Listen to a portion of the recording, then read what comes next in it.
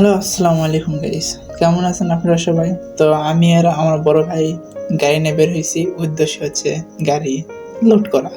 তো গাড়ি পুরাই খালি, তো গাড়ি নিয়ে যেতেছি মাদারীপুরের উদ্দেশ্যে লোড করার জন্য। তো বড় ভাই আমার কইতেছে যে গাড়ি চালাবি? তো আমি হাফ কইতেছি হ্যাঁ আমি চালাবো।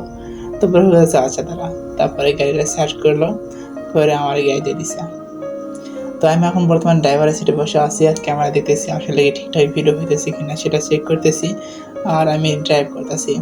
আর আমার হাত এখন এখানে সেট হয় নাই ফুলভাবে, যে আমি ফুল হাত সেট হয়ে গেছে এরকম কিছুই এখনো হয় নাই যে ফুল হাত সেট হয়ে গেছে এরকম। তো আমি জাস্ট নিয়েছি গাড়ি আর আমার বড় আমার পাশে বসে আছে, কোনোরকম কোনো গর্ব হলে সে শুধু সামলে নেওয়ার জন্য আর কি পাশে আছে।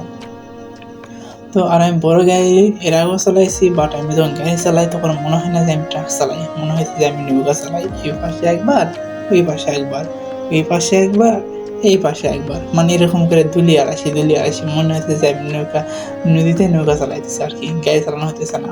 কিন্তু আজকে মানে এখন যে গাড়ি চালাইতেছি বর্তমান খুব ভালোভাবে কেমনি চালাইতেছে এমনি জানি না, খুব পারফেক্টলি গাড়িটা চলতেছে, কোনো 19-20 ছাড়া, মানে বিন্দাস চলতেছে, কোনো গাড়ি ছাড়া। তো ভিতরে অনেক আনন্দ লাগতেছে যে বড় ভাই ভিডিও করতেছে আর আমি গ্যাস চালাইতেছি, অনেক ভালো লাগতেছে যে ফার্স্ট টাইম আমার দ্বারা এত সুন্দর করে গ্যাস বানানো সম্ভব হইতেছে। তো একে আমি কন্ট্রোল করা খুব সহজে পাই নাই। আর তখন ছিল দুপুরবেলা, মহাদেবপুর রোডটা ছিল আপনার নওগাঁ থেকে, নওগাঁ সদর থেকে মহাদেবপুর রোড ফুল ফাঁকা, বলতেও ভুল যে আপনার একটা সেই রকম ফাঁকা থাকে না, বাট সেদিন ফাঁকা পাইছিল দেখে আমি গাড়িটা নিছিলাম। নিয়ে কোথায় দিক আপনার মেবি 2 কিলোর মতো আমি গাড়ি চালাইছি, হ্যাঁ এরকম মেবি 2-2.5 কিলো মেবি আমি গাড়ি চালাইছি, তার বেশি চালাই নাই, 2-2.5 কিলো। তো 2-2.5 কিলো চালা যে ফিলিংসটা আমি পাইছি অসাধারণ, অসাধারণ একটা অভিজ্ঞতা আমি অর্জন করছি এই 2-2.5 মিনিটে, যেটা আমার বড় ভাই শুধু আমাকে দিয়েছে অন্য কারণে। সে আমার অনেক প্রচুর পরিমাণে ভালোবাসার কারণে সে তার গাড়িটা আমার দিয়ে দিছে, এগুলো নিয়ে চালা। তো আমি সে হারে নিয়ে চালাইতেছি হাঁ হাঁ করে। গাড়ির স্পিডও তেমন বেশি ছিল না, হয়তো মেবি 30-35 ছিল। এইভাবে করতে করতে গাড়ি প্রায় ড্যাবে চলে যায় নিচ দিকে, মানে গাড়ি একেবারে নিচ দিকে চলে যাওয়া লাগে টোটালে। আমি বলছি ড্রাইভার হবা তুমি, ড্রাইভার একটা ডায়লগ আছে না, তুমি পুলিশ হবা, পুলিশ সে হয়েছে এরকম কিছু। তুমি ড্রাইভার হবা, ড্রাইভার এরকম হয়ে গেছিলাম আমাদের সাথে। তো ওর সাথে গল্প করতে করতে গাড়ি মানে টোটাল সব আসে নিচ দিকে। তো ওখান থেকে আবার গাড়ি তুলে নিয়ে আসি।